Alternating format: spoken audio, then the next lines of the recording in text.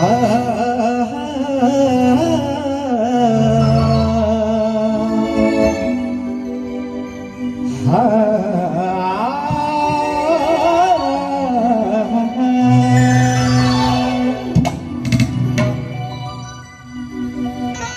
जयंती मंगला काली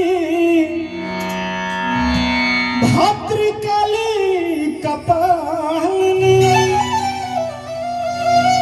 हरि दुर्गे क्षमा शिवा धात्री स्वाहा सुधा नमस्तुते। बोलो सच्चे दरबार की। हरि माई डोली चलाली सेवक घर में। बहुत ही प्यारा भाव है।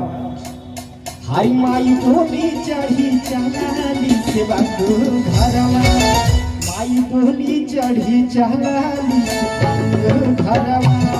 ओही डोली आकी बघावा ओही डोली आकी बघावा